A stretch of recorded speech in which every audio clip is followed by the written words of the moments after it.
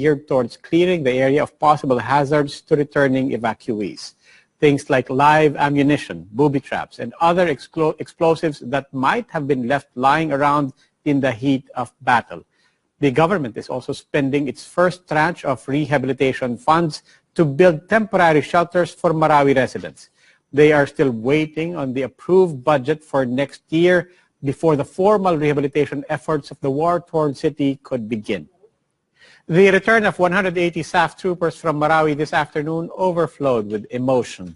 Members of the elite police force were all smiles as the people who came to witness their march gave them no less than a hero's welcome. Jeff Caparas has the details.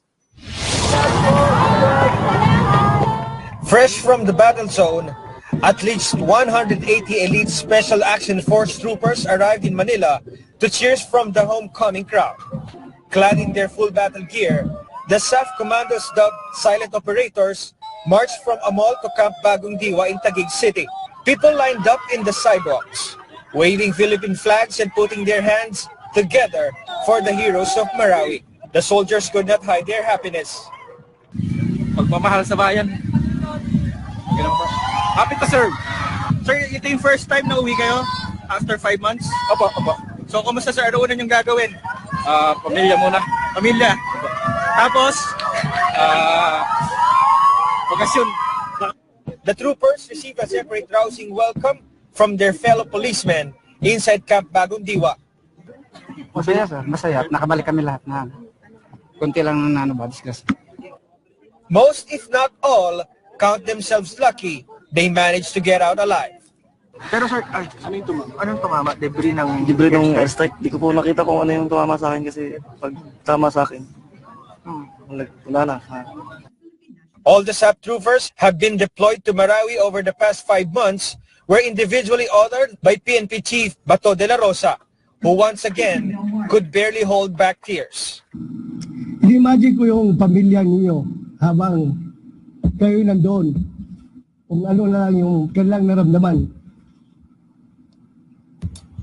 Kaya ngayon, andito na kayo. Ang laki ng pasalamat ko. Hindi ko alam kung paano ko kayo pasalamatan. Kahit na sabi nila, wala kami nakikitang action ng SAP doon sa main battle area. Kung sabi ko, ganyan kadisiplinado yung mga tao namin. Hindi yan nagpo-post ng video, hindi yan nagpo-post ng mga pictures doon sa main battle area. Ganyan ang totoong operative. As a reward, SAP troopers who worked hard in Marawi will be promoted 1 rank higher. The promotion, however, does not cover policemen who hold superintendent or higher ranks.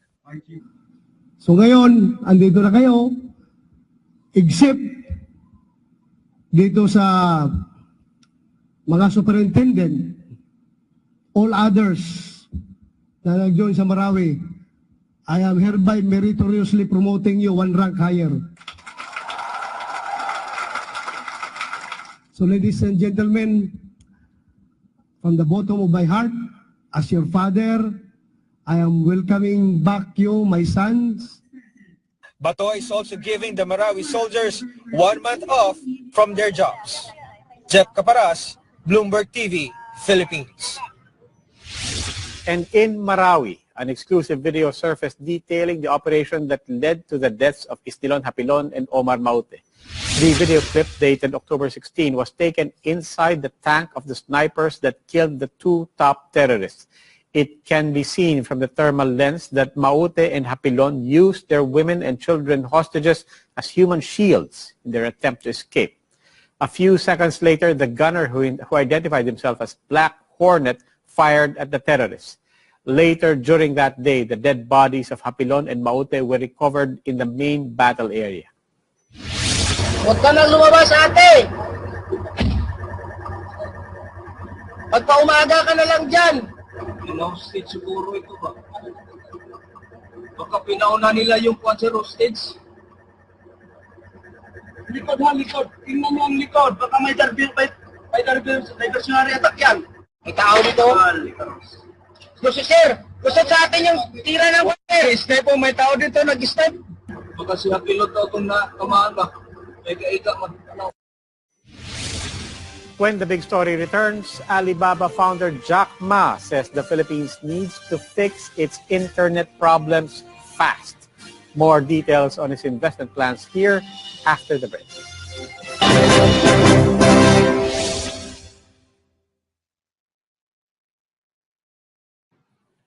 And I told them, in the past, so it's just all politics. When you're just a mayor, you do not carry the burden of compass and direction for anybody except for your own city. And it is always the votes that would count. But as president now, I carry the burden of governance. And as a democracy, I am here as the president now. And my main or fundamental duty is to protect the people and preserve the Republic of the Philippines. Nothing else would matter. And so I said, I am not a soldier. I am not a policeman. I am here tasked by the people to build a city. Kindly, most kindly, do not destroy the community with your continued depredations. Do not destroy the young people of the community because they are our only assets. But I told the police, now is your time to do the right thing.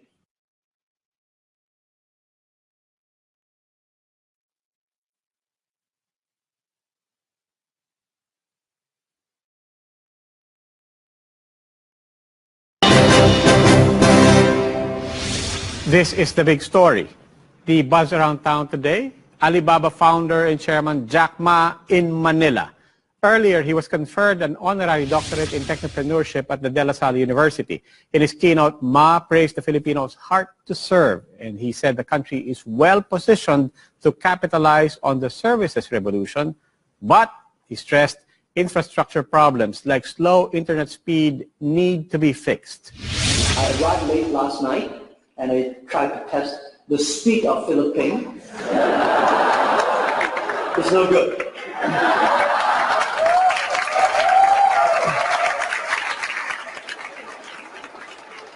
But this is the potential.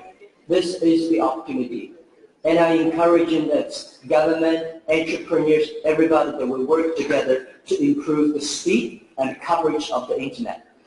If we're not covering the internet, it's going to be worse. Build the marketplaces and now enable every entrepreneur. They can reach the market, any city, anywhere, and not only domestic, but also the world. We should also build up an inclusive financing system. Everybody be able to reach the money. We should build up a logistics systems that every business can deliver their products anywhere in the world. The internet may be slow here, but China's richest man is happy to keep investing in e-commerce in the Philippines, first in online marketplaces, then in mobile payment systems. Alibaba plowed another $1 billion into Lazada earlier this year to speed up its expansion into Southeast Asia. But Ma says they do not expect to make money in the Philippines through Lazada, at least not initially. The business magnate also called on the government to build up an ecosystem for small businesses, and he says the Filipino-Chinese community should lead the charge towards a cashless society. Philippine government should make special policies only for small business, exporting, importing, spending money on the infrastructures, on the mobile, broadband. Because if we giving broadbands, mobiles to every young people, and then if they do not succeed, if they try, that's their fault. If we do not giving this infrastructure policies for better broadband, better use, lower cost of the internet, it's government's fault. Well, the Filipino Chinese here, I think there's a big community here. They understand Chinese and English and also Philippine culture. So I think they should be the ambassadors of the cashless society, because a lot of people heard about Alibaba payment, Ali payment, but they don't know how to use it because the language problems, because we have not launched it yet. You are the ambassadors and bridges. Ma met with President Duterte for a courtesy call this afternoon, and he capped off the day by helping Globe launch its cashless payment service under GCash, which in turn is run by Globe's fintech arm Mint. Ant Financial bought a 45% stake in Mint earlier this year. U.S. President Donald Trump is set to visit Manila on November 12 and 13, but will no longer attend the East Asia Summit on the 14th. Foreign Affairs Secretary Alan Peter Cayetano insisted Trump does not intend to snub the meeting, which will be attended by all 10 ASEAN countries and dialogue partners like the United States. Maricel Halili has more. U.S. President Donald Trump will skip the East Asia Summit that will be held in Manila on November 14. Foreign Affairs Secretary Alan Peter Cayetano said the U.S. President will only visit on November 12 and 13 and that they're working out a bilateral meeting between Trump and President Duterte. You can't really attend everything. So the main signal is him coming here. It would have been great if President Trump could attend all the activities. But the reality is any world leader, especially if the United States, cannot spend too much days outside the U.S. White House officials say Trump will likely raise human rights issues. The East Asia Summit will be attended by all 10 ASEAN countries and dialogue partners, including the U.S. The announcement comes after Duterte visited a Russian ship carrying donated military equipment meant for counterterrorism efforts. National Security Advisor Hermogenes Esperon says that warmer relations with Russia won't hurt Manila's ties with the U.S. It provides diversity to our kind of training, meaning we get more exposure to different technologies as well as techniques. So that should be a welcome addition. U.S. Ambassador Sung Kim is also unfazed by Manila's pivot to new allies. I'm not really threatened by this notion that China and Russia are providing some military equipment to the Philippines. We have been providing very important equipment to the Philippines for many, many years. The fact that the Chinese and the Russians provided some rifles, I'm not sure is really such a cause for concern for the United States. Duterte met with U.S. Defense Minister James Mattis and Russian Defense Minister Sergei Shoigu at the recently concluded ASEAN Defense Ministers Summit in Clark, Pampanga. ASEAN ministers pledged to deepen cooperation and counterterrorism efforts as well and equivocally condemned North Korea's nuclear testing and weapons program. Maricel Halili, Bloomberg TV, Philippines. And that wraps up today's big story. I'm Robbie Alampay. Please do not forget to follow Bloomberg TV Philippines on Facebook.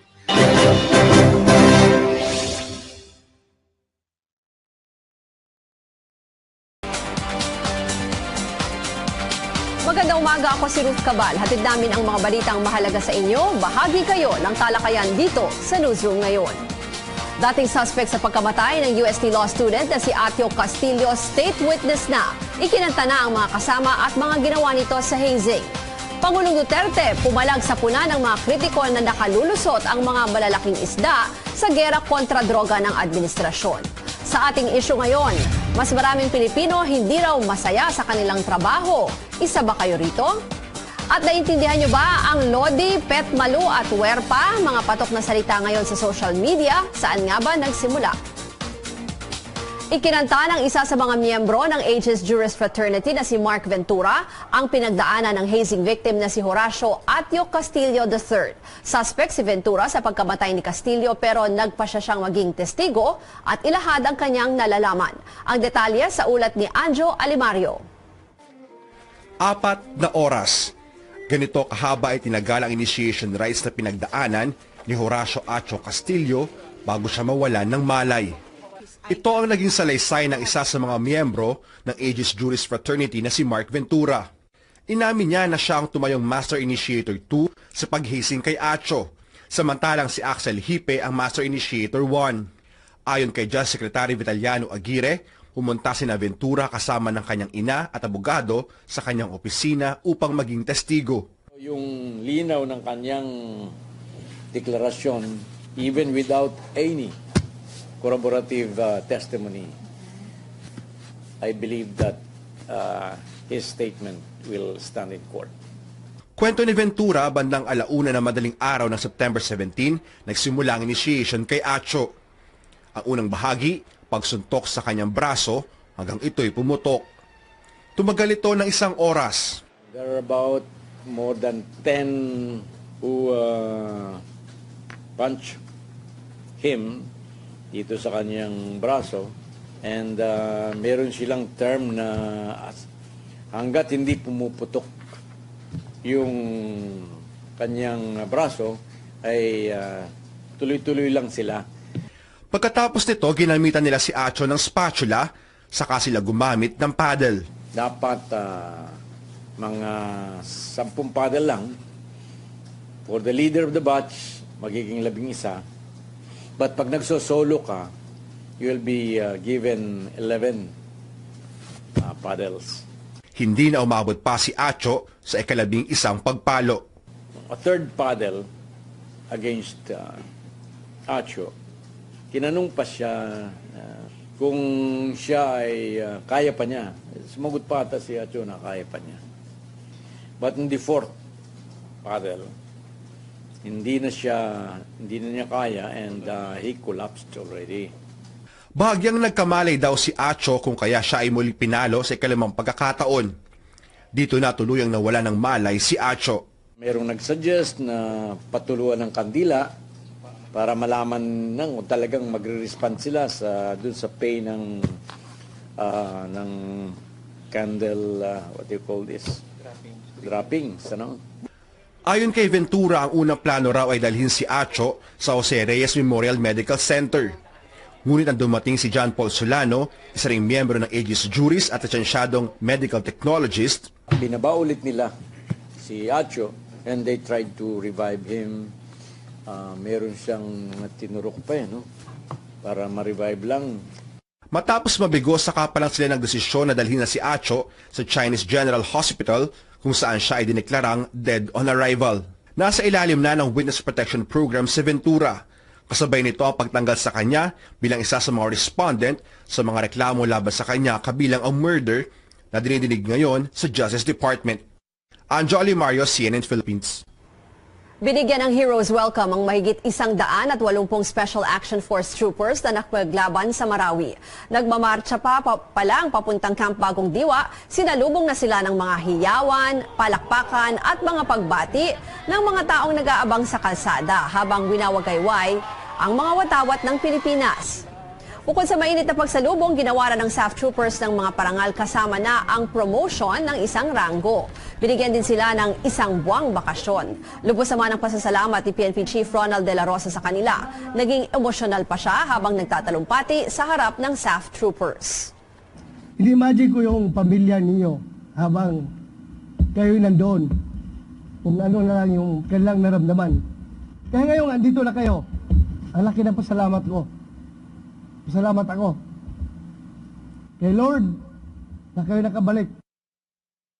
Samantala, may bago ng pinuno ang Armed Forces of the Philippines. Tinalaga ng Pangulong Duterte si Lieutenant General Ray Leonardo Guerrero bilang Armed Forces Chief of Staff. Si Lieutenant General Guerrero ay kasalukuyang Commander General ng Eastern Mindanao Command na nakakasakop sa Davao Region. Papalitan niya si General Eduardo Año na nakatakdang magretiro ngayong araw. Kinumpirma naman ni General Eduardo Año na pinondohan ng terror group na ISIS ang pag-atake sa Marawi City. Sa panayam sa Newsnight ng ating chief correspondent na si Pia Ontiveros, sinabi ni Año na hindi bababa sa $1.5 million o nasa 77 million pesos ang ipinadala ng international terror group. That's true. It has also been confirmed by other foreign intelligence agencies that actually triggered everything from migration or the transfer of affluent space from Masilan to Butig, and then the grant planning and the final execution. They have to do it because they have to justify the financial support given to them by ISIS under al-Baghdadi. Sa ibang balita, pumalag si Pangulong Duterte sa puna ng mga kritiko na nakakalusot umano ang mga big fish sa gera kontra droga ng kanyang administrasyon. Inamin ni Pangulong Duterte na siya nga raw mismo ang nag-utos ng drug operation laban sa pamilya Parohinog sa Osamis City. 15 katao ang patay, kabilang na si Osamis City Mayor Reynaldo Parohinog Sr. nang magsagawa ng drug search operation ang Philippine National Police sa kanilang bahay sa Osamis City noong Hulyo. Narito ang naging pahayag ng Pangulo. They say that this Duterte is only going after the small fry. Really? When I ordered that operation against Parahinog, the mayor of Osamis City, I didn't have the second thoughts about, what will happen. Because I knew that he was going to fight it out. Nakatakdang pumunta sa Japan si Pangulong Duterte para sa 3 araw na working visit. Ayon sa Foreign Affairs Department, ang biyahe ng Pangulo ay simula sa darating na October 29 hanggang 31. Ito na ang pangalawang beses na tutungo ng Japan ang Pangulo bilang leader ng bansa. Inaasahan siyang makipagkita kay Japanese Prime Minister Shinzo Abe at iba pang matataas na opisyal. Ilan sa mga nakatakdang pag-usapan ang tungkol sa ekonomiya, seguridad at mga issue ukol sa Korean Peninsula. Samantala, kinumpirma naman ni Foreign Affairs Secretary Alan Peter Cayetano ang pagpupulong ni Pangulong Duterte at US President Donald Trump. Inaasahang darating si Trump dito sa bansa para sa 2 araw na ASEAN-related event sa November 12 at 13. Pero hindi na siya makakadalo sa East Asia Summit sa November 14. There's a possibility that we will explore a bilateral agreement, no? How to better trade between the two countries, how to get more Filipino goods into the U.S. and how to also support the U.S. economy by us contributing also. May babala naman ang pamahalaan ng United Kingdom sa kanilang mga mamamayan na tutungo dito sa Pilipinas. Dahil sa bakbakan ng militar at mga rebelde dito sa bansa, nililimitahan lamang ang pagdala ng pera para sa mga UK citizen ng hanggang 50,000 pesos. Anumang sosobra umano dito ay kailangan ng authorization o pahintulot mula sa Bangko Sentral ng Pilipinas. Sa Travel Advisory ng UK Foreign and Commonwealth Office, pinaaalalahanan din ito ang lahat ng UK citizens na huwag pumunta sa bahagi ng Western at Central Mindanao at sa Sulu Archipelago dahil sa terorismo. Nakasaad din sa advisory na huwag nang pumunta kung hindi kinakailangan sa iba pang bahagi ng Mindanao hanggang Cebu. Kayo ay nasa newsroom ngayon sa mga kababayan natin sa iba't ibang panig ng mundo. Mapapanood nyo rin kami sa cnnphilippines.com at sa aming Facebook page, CNN Philippines. Yung mga nagko-comment na dito, si Byron Labadan at si Rafi de la Peña. Makikipagtulungan naman ang Chinese billionaire at founder ng Alibaba Group na si Jack Ma sa Globe Telecom at Ayala Corporation para sa isang proyekto. Ilulunsad nila ang isang mobile payment system kung saan pwede nang mamili kahit walang cash at gamit lamang ang smartphone. Kailangan lang iscan ang QR code sa pagbabayad o pagbili ng produkto. Gagamitin ng mobile payment system ang GCash app ng Globe. Nandito sa bansa si Jack Ma para dumalo sa iba't ibang event kahapon. Nakipagkita siya kay Pangulong Duterte sa Malacanang. Narito ang lagay ng trapiko sa mga oras na ito. Simulan natin sa panulukan ng Rojas Boulevard at Quirino Avenue sa Maynila. Mabilis ang biyahe sa magkabilang lane. Asahan lang ang bahagyang pagbagal ng daloy ng trapiko dahil sa traffic light sa mga intersection. At para naman sa mga paluwasang Maynila, narito ang Villamor northbound at grade sa SLEX. Asahan ang mabagal na biyahe sa bahaging ito palabas ng EDSA, Makati at Pasay. Abangan, mas maraming Pilipino hindi raw masaya sa kanilang trabaho ayon sa isang survey. Kasali ba kayo rito o kung hindi man, may maipapayo ba kayo sa kanila? Mag-comment sa ating issue ngayon. At paano ba tinutugunan ang problema sa mga kulungan sa bansa? Isa na dyan ang siksikan ng mga inmate. Tatalakayin natin. Manatiling nakatutok sa newsroom ngayon.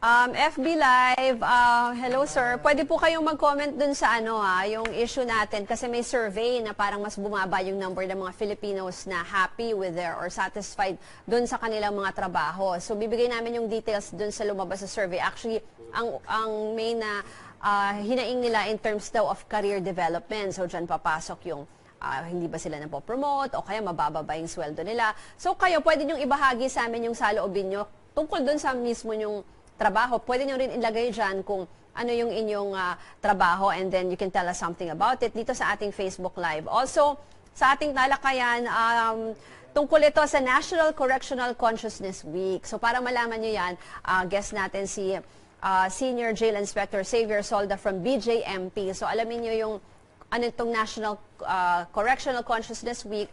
Tsaka bilang bahagi ng publiko as civilians, baka pwede silang makakontribute. No? We can start siguro how they can contribute when you say Consciousness Week. For the viewers, tsaka tayo pumunta dun sa state ng ating jails. Okay?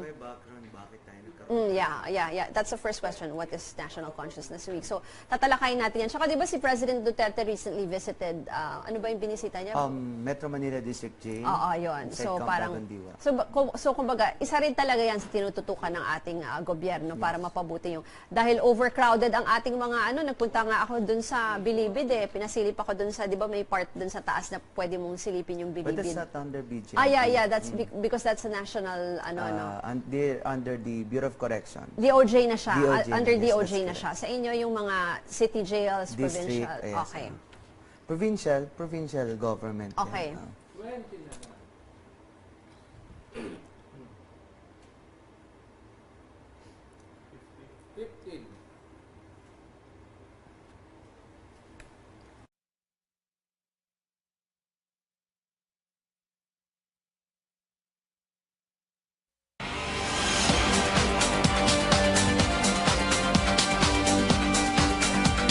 Kayo ay nasa newsroom ngayon, tatalakayin natin ang mga napapanahong issue na mahalaga sa inyo.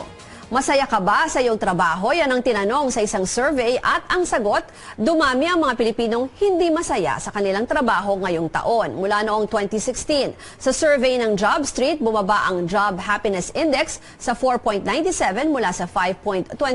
Ilan sa dahilan kung bakit hindi masaya ang mga Pilipino sa kanilang trabaho, ang career development. Yan yung hindi sila napopromote o kaya hindi tumataas ang sweldo, lack of training opportunities na para sana dagdag kaalaman sa isang empleyado at management o dahil sa mga boss. Nang tanungin anong makapagpapasaya sa inyo sa susunod na 6 na buwan, ang sagot, itaas ang sweldo o kaya'y hahanap na lang daw ng bagong trabaho. Kayo po, masaya ba kayo sa inyong trabaho? Ano ba sa tingin nyo ang mahalagang katangian para maging masaya sa trabaho? Ibahagi po sa amin ang inyong saloobin at babasahin namin yan bago matapos ang programa.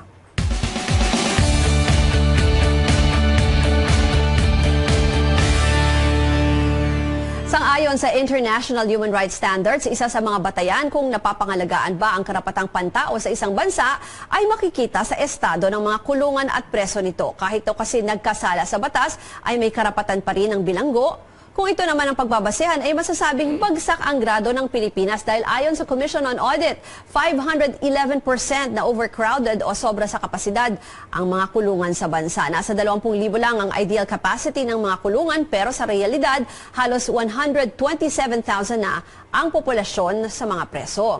Para talakayin ito, kasama natin si BJMP spokesperson, Senior Jail Inspector Xavier Solda. Magandang umaga po. Magandang umaga po. Sir, kaya natin ito pinag-uusapan yung issue tungkol sa ating mga bilangguan dahil ngayon ay National Correctional Consciousness Week. Ano po ba ito? Well, ang National Correctional Consciousness Week, by virtue of Proclamation 551 ng Series 1995 ni Pangulong Ramos, binibigyan natin ng specific attention yung sektor ng kulungan upang kamustahin ang kalagayan nila, ano bang programa ang meron doon, at paano natin matutulungan yung mga kababayan natin na nagkasala sa batas at ma-rehabilitate sila pabalik sa kanilang mga communities. This is supported also nasa Constitution natin under Article 2, Section 11, yung pagrespeto sa karapatang pantao at sa dignidad ng bawat Pilipino. Kaya nga, ang BGMP, ito ang taon-taon namin ginagawa. Patuloy na paalala sa publiko na bisitahin, tingnan natin yung sektor ng kulungan para malaman natin paano ba natin sila matutulungan. Yun nga kaya po rin namin kayo in-invite dito kasi nga gusto namin maging bahagi rin yung publiko nitong sinasabi niyong Correctional Consciousness Week. Yung publiko, yung mga nanonood sa atin, paano sila magiging kabahagi po dito sa pagtulong sa mga pagpapa-improve ng ating mga kulungan? Well, unang-una, ang BGMP nakatuto kami sa 3 pinakamalaking programa. Number 1, yung sa education ng mga inmates natin. Kailangan natin ihanda ang mga inmates natin, bigyan natin sila ng edukasyon. Mayroon kaming basic education, yung alternative learning system in partnership with DepEd, at saka yung aming technical training, ka-partner natin yung TESDA. Maaring tumulong yung mga kababayan natin sa pamamagitan ng pagdadala ng mga trainings. Meron kasi dyan mga different non-governmental organizations, bumibisita sa mga jails, tinutulungan kami. And then pangalawa, doon sa spiritual and moral development nila. Marami mga kababayan natin na pumupunta sa amin para mag-conduct ng mga religious activities, but ang pinaka-importante pa rin, paano ba ang pagbisita ng mga pamilya? Paano ba sila nagbibigay ng payo ng magandang kaisipan sa kanilang mga kamag-anak na nasa loob upang mapagbago yung kanilang isipan at magkaroon ng magandang direksyon, paglaya nila. And pangatlo nga, yung tinatawag nating reintegration. Ito yung critical na parte doon sa rehabilitation ng mga inmates natin. Sana po maunawaan ng ating mga kababayan na ang BGMP nagsisikap kami na tulungan itong mga nagkamali sa batas, na magkaroon sila ng magandang pananaw sa buhay. Sana ang mga communities na pagdadalhan na kung saan babalik itong mga kababayan natin ito, sana bukas pa rin yung mga kamay na tanggapin sila sa trabaho, bigyan ng pangalawang pagkakataon. Kasi ang maliwanag dito, ang problema po ng kulungan, hindi lang to problema ng BGMP. Problema po ito ng bawat komunidad. Na kapag hindi natin tinulungan itong mga tao na to, this would be the same set of people na lalabas at gagawa uli ng pagkakamali at posibleng bumalik na naman sa mga kulungan. Maganda yung sinabi niya for communities na dapat tanggapin nila ulit kasi parang may stigma pag sinabing ex-con, di ba po? May mga ganun. So parang nadi-discriminate na, ano po? Yes, dapat gusto ko rin iklaro sa mga kababayan natin. Yung mga inmates po ng under na BGMP, ito po yung mga ongoing pa lang ang trial. Hindi pa ho ito sentensyado, hindi pa convicted. So marami rin po sa mga kababayan natin na nakukulong sa BGMP na napapalaya, napapawalang sala din. So dapat hindi porke nakulong ka, may stigma ka na. Sana nga dapat tulungan pa natin. Yung iba po, kasi may nagawa akong storya dati, parang may mga ibang kulungan na kulang sa mga counselors, yung mga psychologists or psychiatrists. Pwede pong mag-volunteer work ng mga ganon. Yes, that's correct. In fact, we have in some of our jails, we have programs with different universities, na may mga ganong klaseng kurso. Biniimbitahan natin sila sa mga jails natin para bumisita. And natutuwa rin tayo at nagpalabas ng utos ang Korte Suprema na yung mga bagong lawyers ay magkakandak sila ng mga pro bono duties.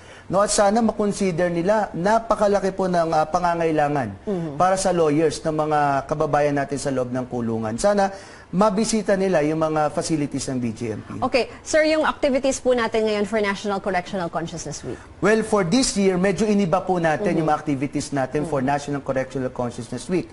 Binibigyan po natin ng importansya yung pagbisita ng different agencies of government. Andiyan na po yung Public Attorney's Office, yung Civil Registry, para tingnan din yung mga datos sa kulungan, para mapagtibay natin yung mga panukalang batas para matulungan itong mga kababayan natin. And of course, andyan din yung health sector, yung education sector, pumupunta sa atin, and yung religious sector para naman dun sa moral enhancement ng mga inmates natin. So, tuloy-tuloy po ito, buong linggo, pero hindi lang naman nangangahulugan na dahil National Correctional Consciousness Week, itong linggo lang natin bibisitahin. Patuloy po yung panawagan ng BGMP. In fact, even sa mga local government units, bisitahin nila, kamustahin nila yung mga constituents nila, lalo po yung mga public officials, yung mga mayors natin, congressman, para yung mga constituents nila maramdaman din yung attention para sa kanila. Kung yung gustong mga mag-volunteer or mga NGOs, saan po sila pwedeng kumontak sa inyo? Well, maaari po silang bumisita sa mga jail facilities po, district, city, and municipal jails ng BGMP. And of course, meron po kaming official Facebook fan page. Maaari po silang magpadala ng mensahe doon. At yung telepono po ng BGMP, 927-5147 local 118, at ang website po namin www.bgmp.gov.ph. Okay, maraming pong salamat kay Senior Jail Inspector Xavier Solda. Abangan Suporta at panalangin bumuhos para sa agarang paggaling ng aktres na si Isabel Granada. At mga katagang Lodi, Petmalu at Huerpa. Ano nga bang epekto sa ating pambansang wika na Filipino? Manatiling nakatutok sa newsroom ngayon.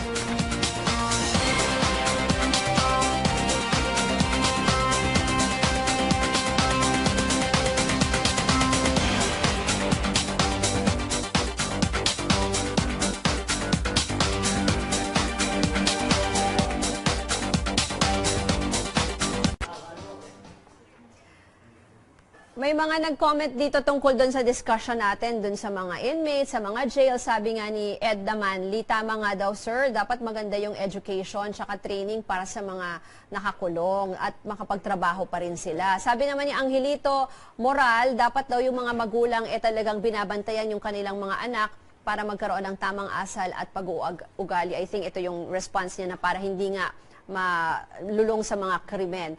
Yung issue natin, pwede pa kayong mag-comment, may ibang nagko-comment na rin dito kung masaya ba kayo sa inyong trabaho. Kasi nagkaroon po ng survey na medyo kumonte yung mga Pilipino na masaya sa kanilang trabaho kumpara nung isang taon. Ang isang dahilan daw dyan yung career development, yan yung mga promotion, yung mga pasweldo. So pwede kayong mag-comment dito o tingin nyo, ano ba yung katangian para masabing masaya ka sa iyong trabaho. Lagay nyo po dito sa ating Facebook Live at babasahin namin yung ibang comments nyo bago matapos ang programa. Hello to Jerry Baldo, si Joseph Narvades. Ayan yung mga nag-comment dito sa ating Facebook Live. Si Piorello Rimando is watching from Colorado, USA. Also si Mengay Azeneth from Davao City, kababayan ng ating Pangulo. Hello also to Joy Takadema from Pandi, Bulacan. And si Dan Nalipak, also Clara Antonio. Ayan, si Dan pala ay taga Bohol. Dati nakapag-cover ako dyan ng earthquake. Pero ang bilis rin nakarecover ng Bohol from that, malakas yung earthquake doon. Hello also to Jonalyn Logmao and Martin D.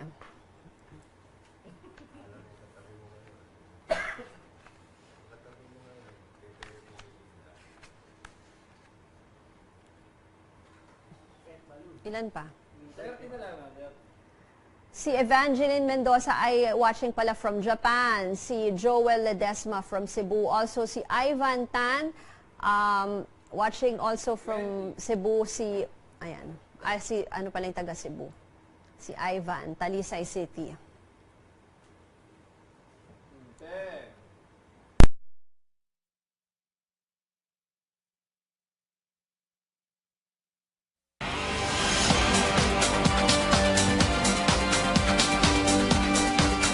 Kayo ay nasa newsroom ngayon dito sa CNN Philippines. Kasalukuyang sinasagawa ang misa para sa libing ni retired Cebu Archbishop Ricardo Cardinal Vidal. Ganap na alas 9 ng umaga nagsimula ang funeral rites para sa pumanaw na kardinal. Ililibing siya sa Mausoleum of the Cathedral kung saan nakalagak din ang labi ng kauna-unahang Filipino bishop na si Juan Gorordo. Noong February 1986, pinagtanggol ng kardinal ang pastoral letter ng mga obispo laban sa rehimeng Marcos. Nakatulong ito upang hikayatin ang maraming Pilipino na dumagsa sa EDSA. Ito ang kinilalang People Power Revolution na siyang nagpatalsik kay Ferdinand Marcos. Si Cardinal Vidal din ang naging instrumento para ideklarang santo ang Cebuano martyr na si Pedro Calungsod.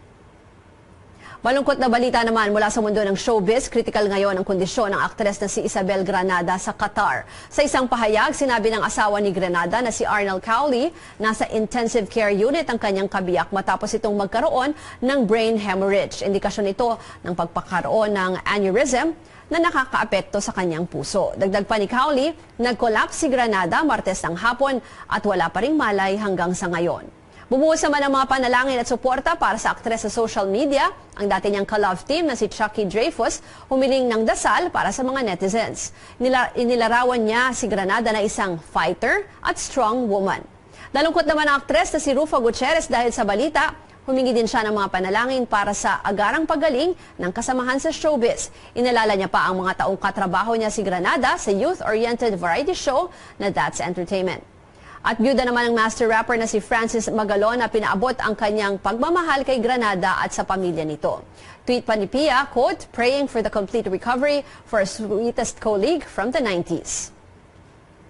Napuwersa ng Meralco Bulls sa magkaroon ng winner-take-all Game 7 sa PBA Governors Cup Finals kontra Barangay Ginebra. Yan ay matapos pataubin ng Bulls ang Barangay sa Game 6 sa score na 98-91. Sinubukan ng Ginebra na humabol sa second half pero masyado nang malaki ang lamang ng Meralco. Do or die ang sitwasyon para sa Bulls at kitang-kitang ang kanilang pagnanais para pahabain pa ang serye. The battle cry for my team tonight was just to play on Friday. We wanted to have another chance to play on Friday. And we just wanted to do whatever we had to do tonight to win this game, to give ourselves a chance to do that. Gaganapin ang Game 7 ng PBA Governors Cup Final sa Philippine Arena bukas, October 27. Lodi, Petmalu at Werpa. Talaga namang patok at usong-uso sa social media ang mga salitang yan. Pero ano nga ba ang kwento sa likod ng mga salitang yan? At nakakatulong nga ba ang mga bagong salita na magpayaman sa wikang Filipino? Yan ang report ni Tristan Nadalo. Tinawag ka na bang Lodi? I'm called that on a daily basis. Yeah, ayun, kakatawag sa Pinuri at sabihan ka na bang Petmalu? I really think it's innovative, like it's a new way of communicating. Hirap ka na ba at kailangan mo na ng konting werpa? Werpa for power, yeah. Ilan lamang ito sa mga nauusong salita ngayon sa social media. Ang Lodi ay binaliktad na salitang idol, samantalang ang Petmalu naman ay nangangahulugang malupit. At ang werpa ay para sa salitang Ingles na power. Kung ang komisyon sa wikang Filipino ang tatanungin, hindi na bago ang pagsulpot ng mga ganitong salita. Sa panahon ng airpat, panahon ng yosi, panahon ng batsi, o kung ano man, amats, ganyan, bumabalik lamang yung fashion at sa ibang panahon. Sa katunayan, ang pagbabaliktad ng letra ng isang salita ay nakaukit na raw sa ating kasaysayan, lalong higit noong panahon ng Katipunan at Himagsikan. Sa kasaysayan, hindi lang to 70s nangyari, no, sa Pilipinas. Kahit nung panahon ng Katipunan, ng Himagsikan, sina Andres Bonifacio at mga ibang katupunero, gumamit din sila ng code, no, sa wika natin. Para naman sa isang linguistic professor, bahagi na ng kulturang Pinoy ang magiging malikhain sa pagbuo ng mga salita. Yung mga dadbaliks or mga baligtad na salitang ganito, diba, akala na iba bago ito, pero sa totoo lang, medyo luma na rin to. Kakayahan tayo na mag-create or makabuo ng mga ekspresyon na produkto rin ng mga nag-i-exist ng mga salita. Paano man sabihin o bigkasin, nakasalalay pa rin sa atin kung magiging opisyal ng mga salita ang Lodi, Petmalu o Werpa. Uso siya, di ba? In fashion. Pero eventually, may lifespan. Pwedeng ma-obsolete, di ba? Pwedeng hindi na gamitin. O pwedeng mula sa slang, magiging siyang bahagi na talaga ng pang-araw-araw na pananalita at pagtutungo sa pagiging standard. Ang mahalaga raw sa ngayon, buhay na buhay ang pagiging malikhain at interes sa mga Pinoy bumuo ng mga kakaibang salita. Petmalu, di ba? Tristan Nadalo, CNN Philippines. Talaga namang Petmalu at ang lakas ng werpa nung storya na yun.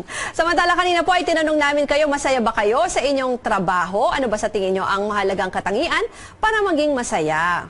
Sabi ni Gina Fe Papasin, handa raw siya hindi raw siya kasama sa mga hindi masaya sa trabaho. Happy raw kasi siya bilang OFW, Overseas Filipino Worker. Comment naman ni Benjamin Madrid, hindi lang naman sahod ang basehan para maging masaya sa trabaho. Factor din daw ang good harmony sa office at magandang pakikitungo ng boss. Kailangan din daw matutong rumespeto sa mga katrabaho.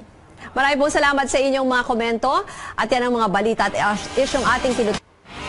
You're in the newsroom on CNN Philippines tonight. Outgoing Armed Forces Chief General Eduardo Año confirms to CNN Philippines ISIS gave the Maote Group more than $1 million to take over Marawi. From suspect to witness, a frat man comes clean and spills the details on the hazing death of UST law student Atio Castillo. And on-screen love team Enrique Hill and Liza Soberano spotted dating in Tagaytay.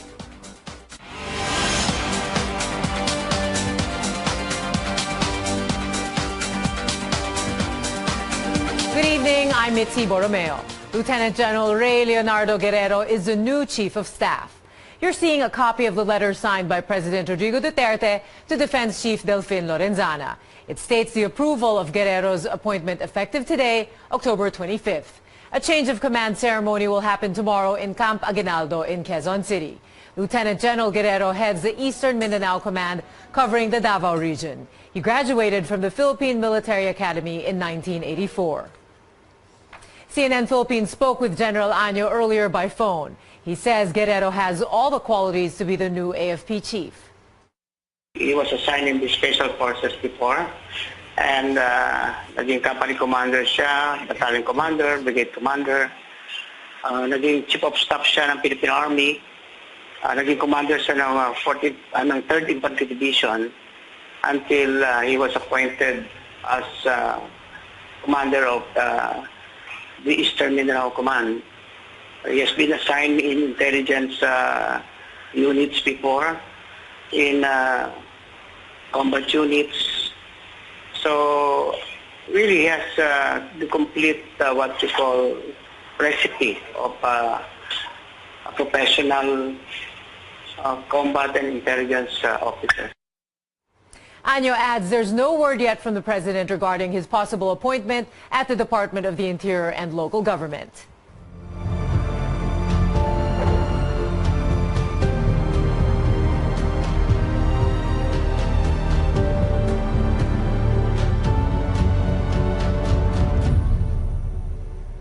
The Maote Group received funding from global terror group ISIS. General Año confirmed this, saying ISIS sent at least $1.5 million for the Marawi siege. It's also been confirmed by other foreign intelligence agencies. That actually triggered everything from migration or the transfer of affluent space from Basilan to Butig, and then the grant planning and the final execution. They have to do it because they have to justify the financial support given to them by ISIS under al-Baghdadi. Marawi residents displaced by the war are slowly being allowed to head back to the city. But there are still thousands of evacuees in temporary shelters. Sustaining supplies of relief goods proves to be more challenging each day. Our Rex Remito has this story. Anisa Saumay and her 7 kids have been staying at the tent city in Pantar, 12 kilometers north of Marawi City, since the fighting broke out in May. In the first few weeks, relief goods were overflowing. But 5 months into the conflict, supplies have dwindled. Sa ngayon, minsan sumusobra yung 1 week bago kayo makatanggap ng relief. Paano magkakasayon sa amin? Ang dami kong anak. There are days when she has nothing to cook for her children. When they do receive relief goods, they sometimes lack basic items such as milk and sugar. The 10 cities manager confirms there are delays in the delivery of government supplies. Lately po, last week lang po, totoo naman po na medyo na-delay lang ng konti kasi nakaubusan nga po ng supply. DSWD officer in charge Emmanuel Leco, however, says food supplies for evacuation centers in Lanao provinces are still enough for the next 3 months. But he does admit sometimes they run short of several items. Nagkaroon ng problema nung nakaraan dahil sa problema sa bigas. No? Pero ang arrangement namin ngayon, kung walang bigas, maglalagay kami ng noodles, maglalagay kami ng ibang... He also says they need more medicines for evacuees, especially for fever and skin diseases. Task Force Bangon Marawi Executive Director Cesariano hopes the military soon gives the all-clear for the remaining evacuees to return home as soon as possible. Patagal ng patagal yung displacement kasi, bumibigat yung requirements nila. Even sa pagkain, nagsawa na rin sila sa pagkain na binibigay ng gobyerno. But what will happen to the evacuees once they return to Marawi? How will they survive when utilities have yet to be restored and basic needs like food and jobs are scarce? Some of them say, for now, the alternative is to stay put in the evacuation centers. In Lanao del Norte, Rex Remito, CNN Philippines. It's a bittersweet homecoming for some troops from Marawi. They're leaving the war-torn city and keeping the memories of their fallen comrades. Even Police Chief Bato de la Rosa can't help but be emotional. Our Makoy Popioco has the story. PNP Chief Ronald De La Rosa gets emotional while welcoming the Special Action Force or SAF troopers who just came back from Marawi City. De La Rosa held back tears as he thanked the troopers for their heroism. Ini-imagine ko yung pamilya niyo habang kayo nandoon, kung ano na lang yung kanilang naramdaman. Kaya ngayon, andito na kayo. Ang laki ng pasalamat ko. Pasalamat ako. Kay Lord, na kayo nakabalik. It was also a heartwarming reunion between the SAF troopers and their families. After almost 5 months of fighting in Marawi City since May, Elias Jego is reunited with his family. He requested not to reveal his identity for security reasons.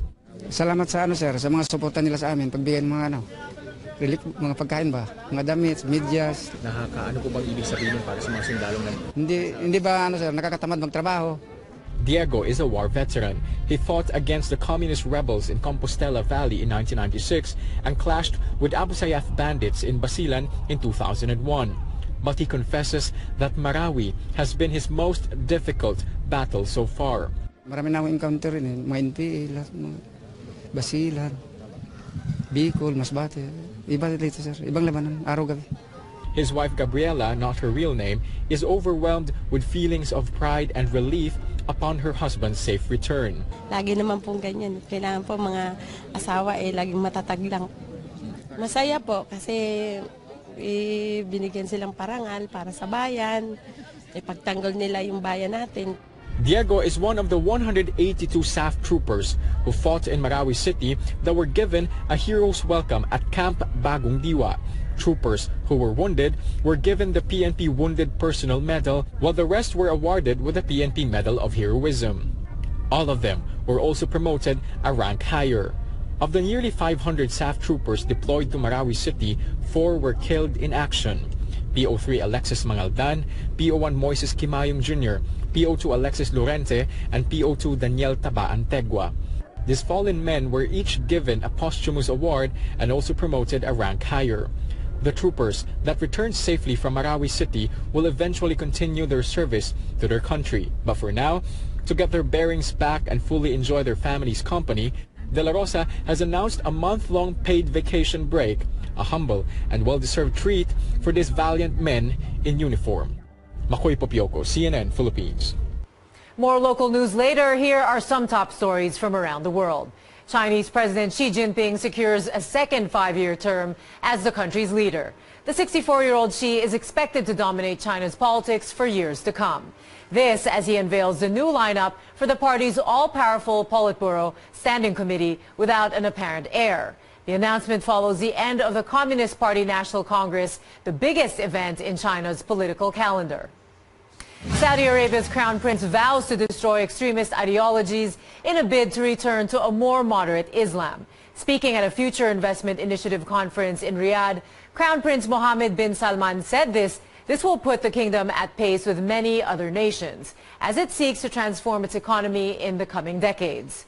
The prince said he wants Saudis to lead normal lives where, quote, religion and traditions translate into tolerance. This, he said, will lead to the kingdom becoming part of the world's development. Thais slept in the streets of Bangkok Wednesday to reserve a spot along the route of the funeral parade of Thai King Bhumibol Adulyadej. Millions are expected to join the 5-day funeral ceremony of the world's longest reigning monarch. On Thursday, as the king's body will be moved to the royal crematorium. The king, who commanded great love and respect within Thailand for 70 years, died on October 13 last year at the age of 88. We're hearing for the first time details on what happened during the hazing rites of law student Atio Castillo, straight from the testimony of a suspect turned witness. And a visiting Chinese e-commerce mogul hits the country's internet speed. Jack Ma says it's no good. Those stories and more when Newsroom returns.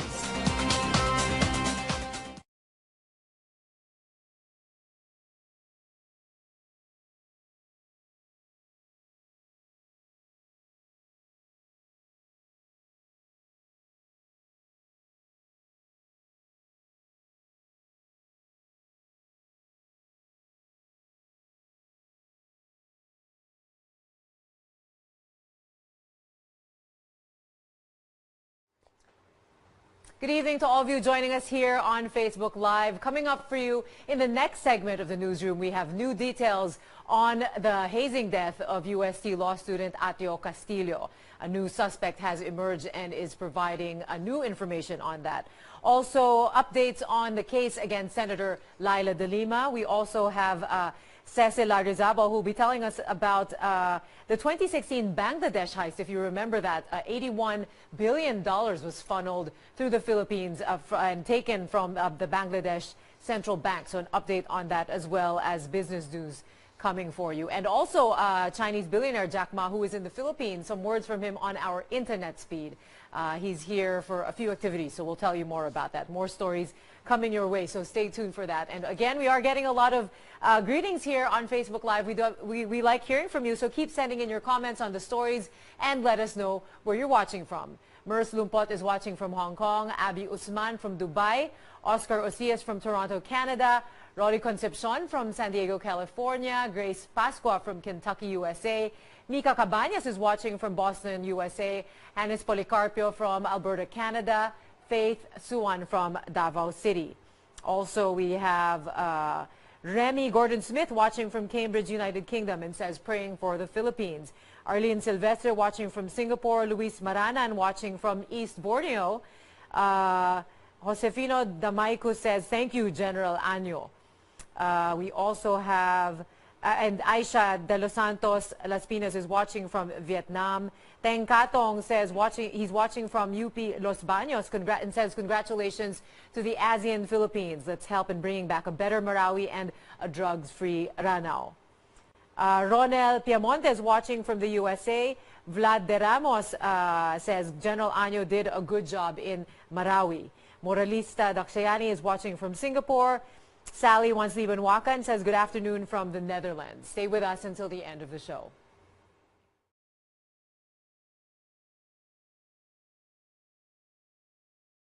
You're back in the newsroom on CNN Philippines. All eyes on a hazing suspect turned state witness in what could be the unraveling of what really happened the day law student Atio Castillo died. More than a month after Atio's death, Aegis Juris Fraternity member Mark Ventura reveals to justice officials details of the hazing rites. Here's Anjo Alimario with that story. 4 hours. That's how long University of Santo Tomas law student Horacio Atio Castillo had to endure severe beating at the fraternity initiation rites before he lost consciousness. This is what Aegis Juris Fraternity member Mark Ventura reveals in his affidavit. Ventura is a respondent in Atio's murder case.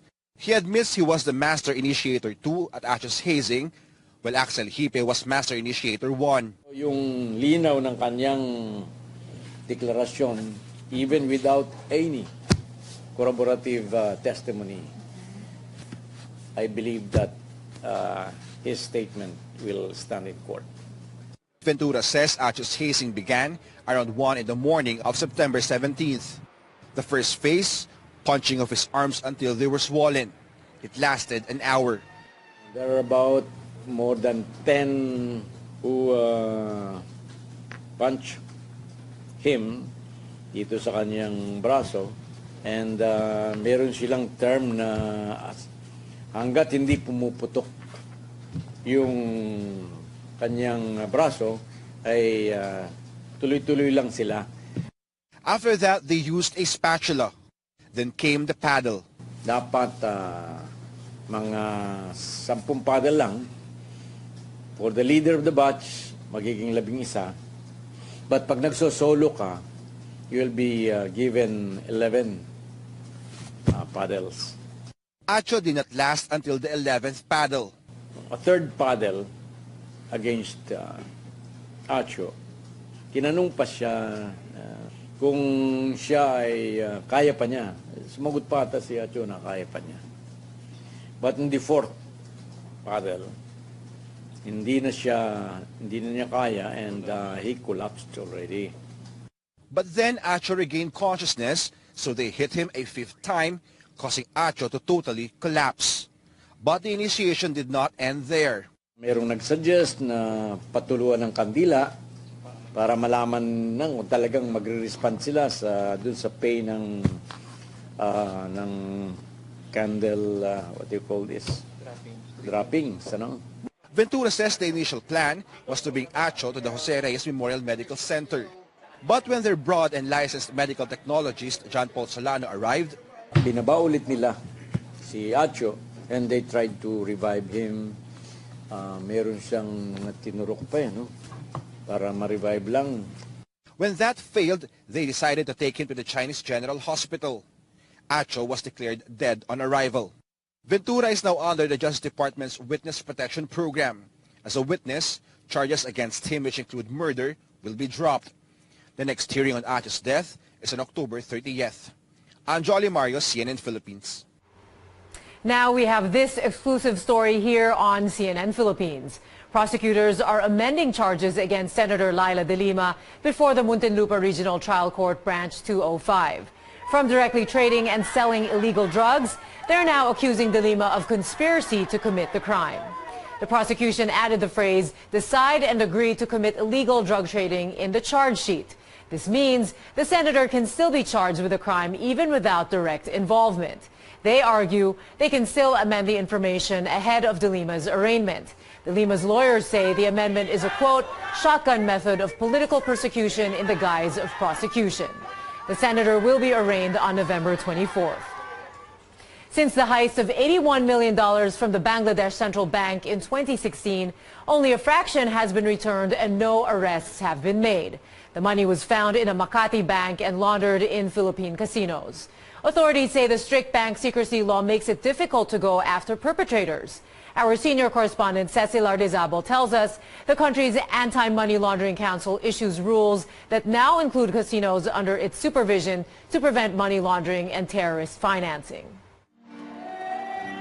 Casinos will now require all players to present valid identification before opening an account or redeeming casino chips into cash.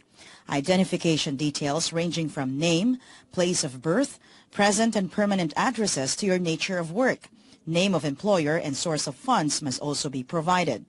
If casino players are foreigners, they are required to present a valid passport and alien certificate of registration. Another new provision is Rule 5, which requires casinos to develop sound risk management practices, and Rule 7, which requires casinos to keep records of all casino transactions for at least 5 years. Anti-Money Laundering Council Chairman and BSP Governor Nestor Espinilla explains, The regulation and the law is addressed to casino operators to behave in a certain way in line with the anti-money laundering expectations. Since Bangladesh's $81 million was siphoned into RCBC and later spent via casinos, only about $15 million has been recovered and returned. Senate Committee on Banks Chairman Cheese Escudero welcomes the new rule on stricter identification and reporting of transactions by casinos. Ayon sa Asia Pacific Group ng FATF, malaking puwang yan na hindi nila natatrack o nasusundan kaugnay sa pagmamonitor ng money laundering sa buong mundo. Just recently, international watchdog against dirty money, the Asia Pacific Group on Money Laundering removed the Philippines from the list of countries it is closely monitoring. Cecil Ardizabal, CNN Philippines. Alibaba founder Jack Ma visits President Rodrigo Duterte at Malacanang today. The Chinese billionaire is in the country for a series of talks and to promote a mobile payment system. Prior to meeting with Duterte, one of the first things Ma did upon arriving in the country was to test the speed of Philippine internet. I arrived late last night and I tried to test the speed of Philippine. It's no good. And I encourage government, entrepreneurs, everybody that will work together to improve the speed and coverage of the internet. If we're not covering the internet, it's going to be worse than just like 100 years ago. Our cities, our country is not connected. Ma was given a Doctor of Science in Technopreneurship by the De La Salle University. His Alibaba Group provides fundamental technology infrastructure and marketing to help entrepreneurs and businesses engage with their customers online.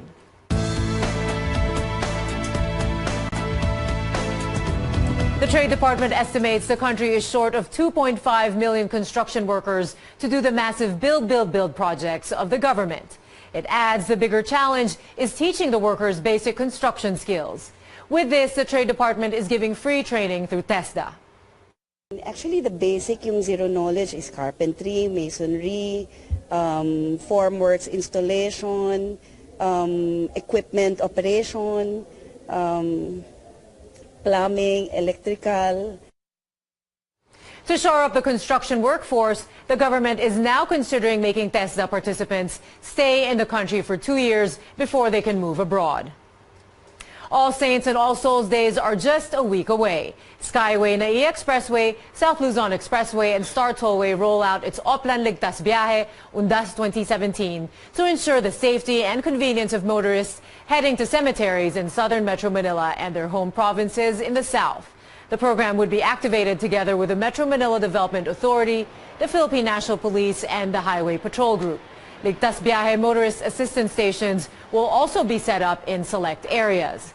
The South Tollway operators are advising motorists to plan their trips and keep their vehicles in excellent running condition to avoid problems on the road. Is on-screen love team in Tagaytay? And we'll tell you how internet darling Scarlett Snow Bello is drawing raves on social media after the break. You're watching Newsroom on CNN Philippines.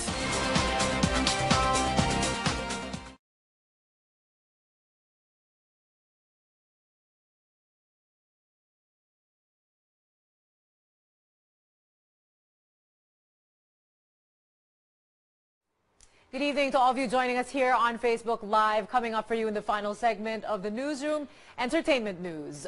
We are getting a lot of greetings and we love doing that. I wish I could read them all, so I'll read as many as I can. Eddie Woznicki III is watching from Colorado, USA, and says, thank you, CNN Philippines, for Facebook Live. Thank you for joining us here. Luz Viminda Mupas is watching from Great Britain. Byron Leon Messina from Geneva, Switzerland. Cesar Merin Palacio from Jubail. Lilibeth Liguden from Novaliches, Tomas Bitos from Israel, Azil Itzki from Sweden, Charlie Gagate is watching from Ecuador, Ray Soriano from Venice, Italy, Rogelia Limbaros watching from Najran Kingdom of Saudi Arabia, Zaira de los Santos from Thailand, Gigi Shapiro from Long Island, New York, USA, Alvin Quejado from Sapalibutad, Pampanga. I hope I said that correctly. We also have Gilbert Malinaw watching from Brunei, Darussalam. Belle Booker from Kuwait. Mary Jane Domingo from Hong Kong. We also have Klaus Ariola, who says, in behalf of the OFWs, please give our gratitude to all staff and AFP for bringing peace to our lands. This is from the OFWs in Singapore. Yan Toy is watching from Cebu City. Richard Lactaon from Hawaii.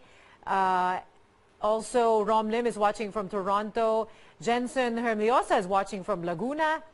Rogelio Limbaro says, thanks for giving me news worldwide, watching from Najranska. Jojo Noble is watching from Washington, D.C. So more stories coming your way. Stay with us until the break. And remember, check CNNPhilippines.com for more stories.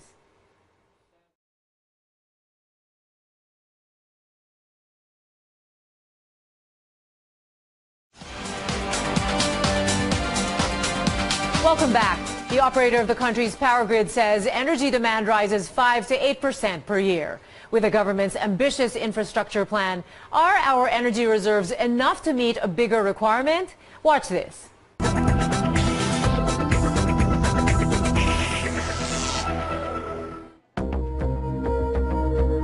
Anyone who's lined up for a government permit knows it can take hours, if not days.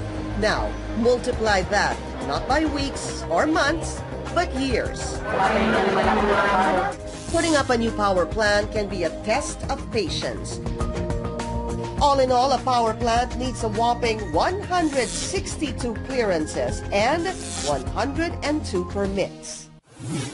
On average, it can take half a decade before the process is completed. One lawmaker wants to speed things up a little. Senator Sherwin Gatchalian is chair of the Senate Energy Committee and author to several critical bills for the industry. The Energy Virtual One-Stop Shop, or EVOS, will be the universal portal for all power plant applications in the country. The website will let you submit all your documents electronically, monitor the status, and pay all your fees online. More importantly, the bill sets deadlines for government offices to act on the permits. We will also mandate the different agencies a specific time frame lang. If this agency is given 30 days to approve a specific permit, if you don't approve it within the 30 days period, it's deemed approved. Gatchalian wants the entire process done in 1.5 years at most. Due process will also be maintained, but you have to have a time frame for due process. Hindi pwedeng one to sawa in due process because that will really hurt the supply of new power coming into the system. The Philippines knows the consequences of having too little power. Experts warn that if power plants keep getting stalled, we could see those dark days again. Yun ngang sinasabing for every 100 megawatt shortage ng capacity would mean 1 hour rotational brownout. According to Roberto Jimenez of the National Grid Corporation of the Philippines, demand for energy increases by 5 to 8% every year. With the current reserves at only 5 to 10%, it's only a matter of time before reserves will be completely depleted and no power will be left in case of emergencies. Senator Gatchalian agrees. We run the risk of having red alerts, yellow alerts, all these alerts that you hear in the news. This is because the reserves are very thin. So ang gusto natin, mas maraming reserves in the system.